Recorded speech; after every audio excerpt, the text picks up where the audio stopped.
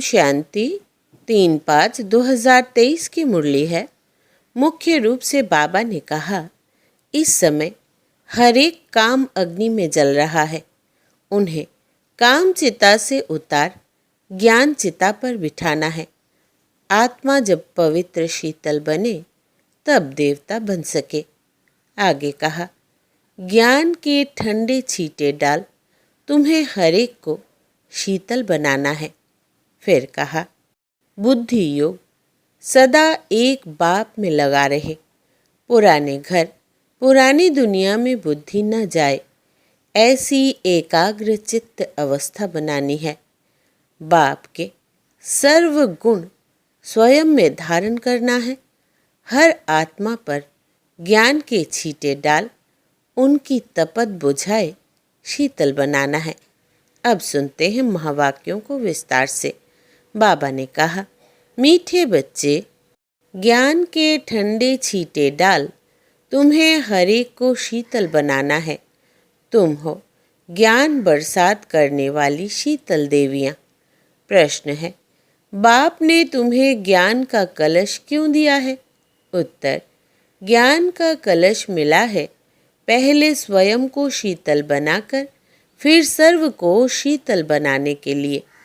इस समय हर एक काम अग्नि में जल रहा है। उन्हें काम चिता से उतार ज्ञान चिता पर बिठाना है। आत्मा जब पवित्र शीतल बने तब देवता बन सके। इसलिए तुम्हें हर रूह को ज्ञान इंजेक्शन लगाकर पवित्र बनाना है। तुम्हारी यह रूहानी सेवा है। गीत है जो पिया के साथ है। ओम शांति। जो बाप के साथ है उसके लिए बरसात है। अब बरसात और बाप, तो भला बाप की बरसात कैसे? वंडर खाएंगे ना। दुनिया इन बातों को नहीं जानती। यह है ज्ञान बरसात।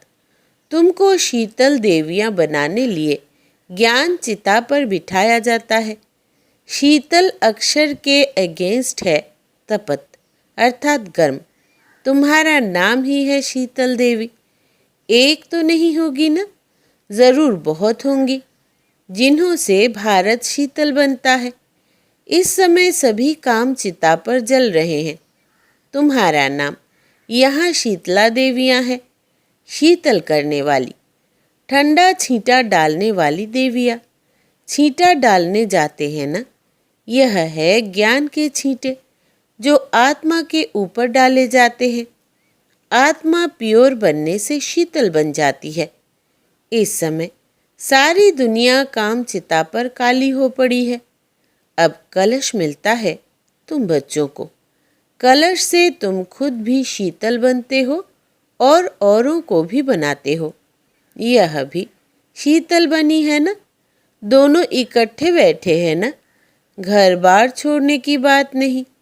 लेकिन गौशाला बनी होगी तो ज़रूर कोई ने घर बार छोड़ा होगा। किस लिए? ज्ञान चिता पर बैठ शीतल बनने के लिए।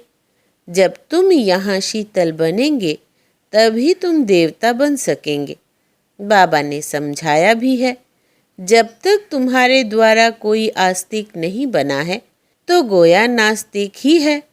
आस्तिक दुनिया वाले आपस में कभी लड़ते झगड़ते नहीं। नास्तिक दुनिया वाले लड़ते झगड़ते हैं। नास्तिक किसको कहा जाता है? जो मूंझ अपने पारलौकिक परम प्रिय परम पिता परमात्मा को नहीं जानते हैं। सारी दुनिया में घर घर में रोला है, क्योंकि परमपिता परमात्मा को भूलने कारण नास्तिक बन पड़े हैं। बेहद के बाप और उनकी रचना के आदि मध्य अंत को नहीं जानते। बेहद का बाप समझाते हैं, तुम नास्तिक क्यों बने हो? बेहद का बाप, जिसको गॉड फादर कहते हो, ऐसे फादर को क्यों भूले हो? फादर का तो ऑक्यूपेशन जानना चाहिए। वो है बीज रूप, सत्य चित्त आनंद, ज्ञान का सागर, शांति का सागर। सब शिफ्तें अर्थात विशेषताएं उनमें हैं। उनकी शिफ्तें अलग है। उनको ही कहा जाता है, तुम मात पिता हम बालक तेरे। तो ज़रूर वो माँ बाप होगा ना। जब तक अल्फ को नहीं जाना है तब तक सीधा हो नहीं सकते। यह तो जानते हो कि सतयुग में भारत में गॉड गॉडेज का राज्य था। लक्ष्मी नारायण को गॉड गॉडेज कहते थे। जो देवी देवता धर्म वाले होंगे वो समझेंगे कि बरोबर लक्ष्मी नारायण इस भारत के पहले पहले मालिक थे। 5000 वर्ष की बात है। देखो, बाप टीचर जब समझाते हैं तो चारों तरफ देखते हैं कि बच्चे अच्छी तरह सुनते धारण करते हैं या बुद्धि योग और कहाँ भटकता है। जैसे भक्ति मार्ग में भल श्री कृष्ण की मूर्ति के आगे बैठे होंगे, परंतु बुद्धि धंधे आदि तरफ धक्का खाती रहेगी। एकाग्र चित्त उस चित्र में भी नहीं रहेंगे। यहाँ भी पूरी पहचान नहीं है तो फिर धारणा भी नहीं होती है। शिव बाबा यह माया को वश करने का वशीकरण मंत्र देते हैं। कहते हैं, तुम अपने परम पिता परमात्मा शिव को याद करो, बुद्धि का योग उनके साथ लगाओ। अभी तुम्हारा बुद्धि योग पुराने घर की तरफ नहीं जानी चाहिए। बुद्धि योग बाप के साथ लटका रहना चाहिए, क्योंकि तुम सबको मेरे पास आना है। मैं पंडा बन आया हूँ तुमको ले चलने लिए। यह शिव शक्ति पांडव सेना है। तुम हो शिव से शक्ति लेने वाले। वो है सर्वशक्तिवान। तो लोग समझते हैं परमात्मा तो मरे हुए को जिंदा कर सकते हैं, परंतु बाप कहते हैं, लाडले बच्चे, इस ड्रामा में हर एक को अनादि पार्ट मिला हुआ है। मैं भी क्रिएटर डायरेक्टर प्रिंसिपल एक्टर हूँ। ड्रामा के पार्ट को हम कुछ भी नहीं कर सकते। मनुष्य समझते हैं पत्ता पत्ता परमात्मा के हुक्म से चलता है। क्या परमात्मा बैठ पत्ते पत्ते को हुक्म करेंगे? परमात्मा खुद कहते हैं, मैं भी ड्रामा के बंधन में बंधा हुआ हूँ। ऐसे नहीं कि मेरे हुक्म से पत्ते ही लेंगे। सर्वव्यापी के ज्ञान ने भारतवासियों को बिल्कुल कंगाल बना दिया है। बाप के ज्ञान से भारत फिर सिरताज बनता है। तुम बच्चे जानते हो, दिलवाड़ा मंदिर भी ठीक बना हुआ है। आदिदेव दिल वाला है, सारे सृष्टि की दिल लेने वाला। भक्तों की दिल लेने वाला एक भगवान कहेंगे ना। यह उन्हों के ही यादगार है। ऊपर में है देवताओं के चित्र और नीचे राजयोग की तपस्या कर रहे हैं। 108 बच्चे आसन लगाकर बैठे हैं शिव बाबा की याद में। उन्होंने ही भारत को स्वर्ग बनाया है। गांधी जी भी कहते थे, नई दुनिया राम राज्य चाहिए, परंतु उस राम राज्य नई दुनिया में तो है पवित्रता। वो तो कर ना सके। पतित सृष्टि को पावन बनाना यह तो बाप का ही काम है। कोई मनुष्य यह कार्य कर ना सके। इनके लिए भी कहते हैं, बहुत जन्मों के अंतिम जन्म के भी अंत में मैं प्रवेश करता हूँ तो यह पतित ठहरा ना।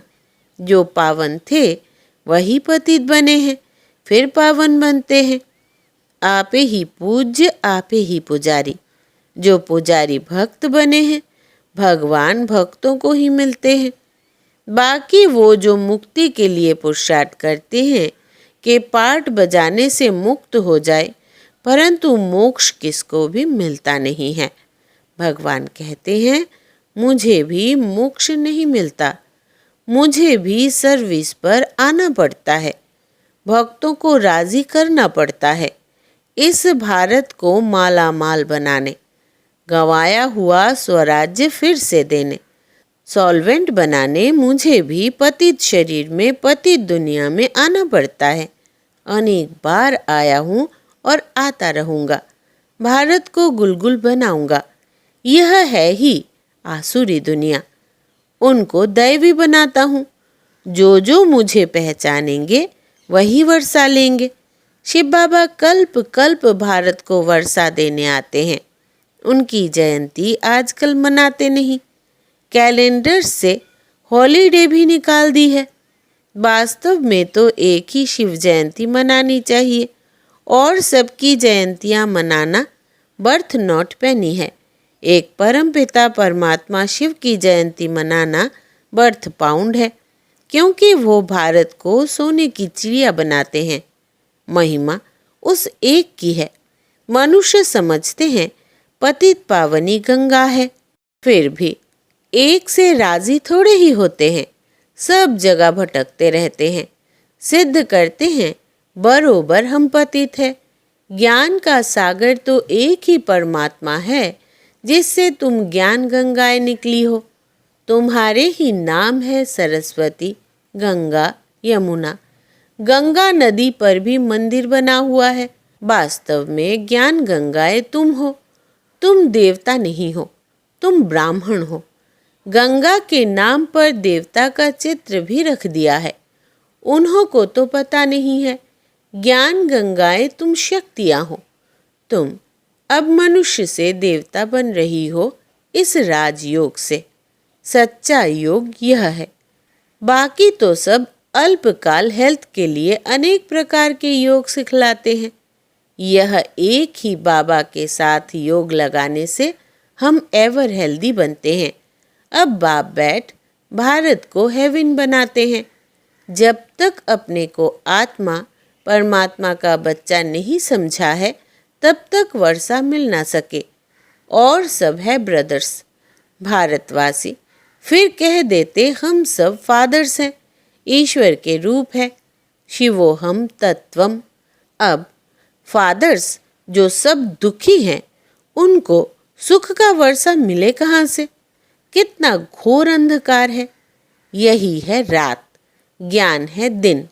यह सब बातें समझने की है। बच्चे, तुम हो रूहानी सोशल वर्कर, वो है जिस्मानी सोशल वर्कर्स।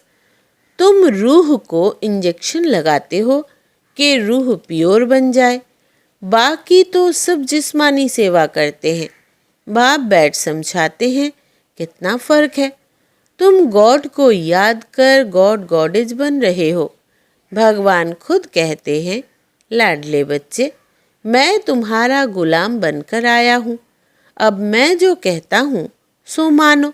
उसको श्रीमद् भगवत कहते हैं। ऊंचे ते ऊंच वो है। कोई कहे ब्रह्मा जयंती ऊंच है, बिल्कुल नहीं। ब्रह्मा विष्णु शंकर को बनाने वाला, उनसे कार्य कराने वाला शिव बाबा है ना। नहीं तो नई सृष्टि कैसे बने? सबसे ऊंच जयंती है ही त्रिमूर्ति शिव की। शिव आते ही है ब्रह्मा विष्णु शंकर के साथ, तो उनकी ही जयंती मनाई जा सकती है। आजकल तो कुत्ते बिल्ली सबकी जयंती मनाते रहते हैं। कुत्ते को भी कितना प्यार करते हैं। आजकल की दुनिया देखो क्या है। कहेंगे सतयुग में यह शेर आदि नहीं होंगे। कायदा नहीं कहता। सतयुग में मनुष्य भी बहुत थोड़े होंगे, तो जानवर आदि भी थोड़े होते हैं। बीमारियां भी पहले इतनी थोड़ी ही थी, अभी तो कितनी ढेर बीमारियां निकल पड़ी है। तो यह जानवर आदि पीछे वृद्धि को पाते हैं। सतयुग में गाय भी बड़ी अच्छी होती है। कहते हैं श्री कृष्ण ने गौएं चराई। ऐसे नहीं कहते। सतयुग में ऐसी फर्स्ट क्लास गाय थी। देवताओं के लिए वहाँ हीरे जवाहरों के महल होते हैं और यहाँ है ठिक्कर भित्तर के। यह सब समझने की बातें हैं। जो समझ जाएंगे वो कभी स्कूल छोड़ेंगे नहीं। एम ऑब्जेक्ट समझने बगैर कोई आकर बैठे तो भी समझ नहीं सकेंगे। जहाँ भी सत्संग में जाते हैं वहाँ एम ऑब्जेक्ट कुछ होती नहीं। यह तो पाठशाला है। पाठशाला में तो ज़रूर एम ऑब्जेक्ट चाहिए ना। तुम एम ऑब्जेक्ट को जानते हो। जिनकी तकदीर में नहीं होगा उनकी बुद्धि में ज्ञान कभी टपकेगा ही नहीं। जीवन मुक्ति में भी थोड़े ही जाएंगे। पिछाड़ी वाले स्वर्ग में आ न सके। अच्छा, मीठे मीठे सिकिलदे बच्चों प्रति माता पिता बाप दादा का याद प्यार और गुड मॉर्निंग। रूहानी बाप की रूहानी बच्चों को नमस्ते और हम रूहानी बच्चों की रूहानी बाप दादा को याद प्यार गुड मॉर्निंग और नमस्ते बाबा नमस्ते। धारणा के लिए मुख्य सार। पहला, बुद्धि योग सदा एक बाप में लगा रहे। पुराने घर पुरानी दुनिया में बुद्धि ना जाए, ऐसी एकाग्र चित्त अवस्था बनानी है। दूसरा, बाप की सर्व शिफ्तों अर्थात गुण स्वयं में धारण करना है। हर आत्मा पर ज्ञान के छींटे डाल उनकी तपत बुझाए शीतल बनाना है। वरदान है, हर आत्मा से आत्मिक अटूट प्यार रख स्नेह संपन्न व्यवहार करने वाले सफलता मूर्त भव। विस्तार है, जैसे बाप के प्रति अटूट अखंड अटल प्यार है, श्रेष्ठ भावना है, निश्चय है, ऐसे ब्राह्मण आत्माओं से आत्मिक प्यार अटूट और अखंड हो। किसी के कैसे भी संस्कार हो, चलन हो, लेकिन ब्राह्मण आत्माओं का सारे कल्प में अटूट संबंध है, ईश्वरीय परिवार है। बाप ने हर आत्मा को चुनकर ईश्वरीय परिवार में लाया है। यह स्मृति रहे तो आत्मिक प्यार अटूट होने से स्नेह संपन्न व्यवहार होगा और सहज सफलता मूर्त बन जाएंगे। स्लोगन है, अंतर्मुखी वो है जो जिस समय चाहे आवाज़ में आए और जिस समय चाहे आवाज़ से परे हो जाए। अंतर्मुखी वो है जो जिस समय चाहे आवाज़ में आए और जिस समय चाहे आवाज़ से परे हो जाए। अच्छा, ओम शांति।